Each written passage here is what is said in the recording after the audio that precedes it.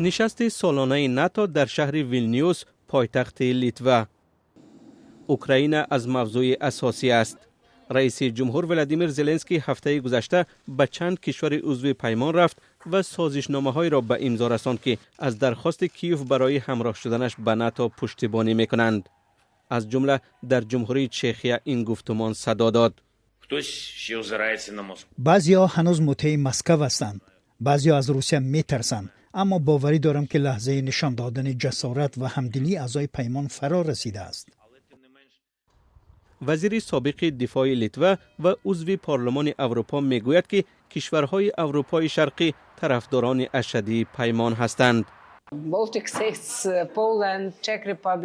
کشورهای ساحل بالتیکا، لهستان و جمهوری چخیه و یا تمام قسمت شرقی که به ناتو پیوستند خوب درک میکنند و از آنچه که از عضویت در ناتو گرفتند بهره میبرند. امریکا و آلمان به این نظرند که اوکراین هنوز از لحاظ سیاسی و نظامی برای پیوستن به پیمان آماده نیست. در عین زمان از آن نگرانند که عضویت اوکراین در سازمان نظامی میتواند در نهایت ناتو را در نزاع مستقیم با روسیه قرار بدهد. جی سالیوان، مشاور امنیت ملی حکومت امریکا، پیش از سفرش به اروپا گفت اوکراین را میباید زمینه‌ها را قبل از عضویت در ناتو فراهم آورد.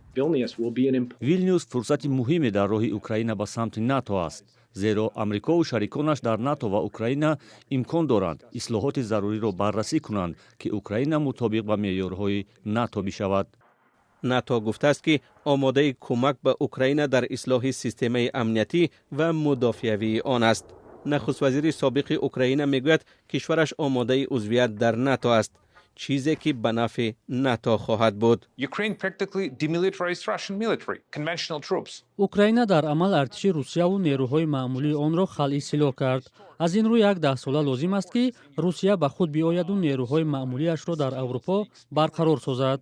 مهارت و تجربه جنگی که ارتش اوکراین دارد باور نکردنی است. از این رو بودن اوکراین در ناتو به نفع کشورهای عضو آن است. نظرسنجی ها نشان دادند که 80% اوکراینی ها طرفدار پیوستن کشورشان به ناتو هستند. انتظاری هایشان از نشست ویلنیوس هم بالاست. The Ukrainian people expect that during the Vilnius summit Ukraine at least is to get an مردم اوکراین انتظار دارند که اوکراین در نشست ویلنیوس حداقل دعوتنامه عضویت در ناتو را میگیرد. ما واقع‌بین هستیم و باور داریم که شریکان ما در ناتو اراده سیاسی خواهند داشت که یک بیانیه نامفهوم صادر نکنند. در باز است.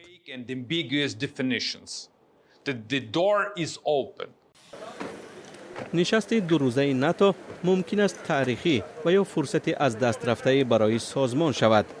به عقیده تحلیلگران ظاهراً راه حل میانه پیدا خواهد شد.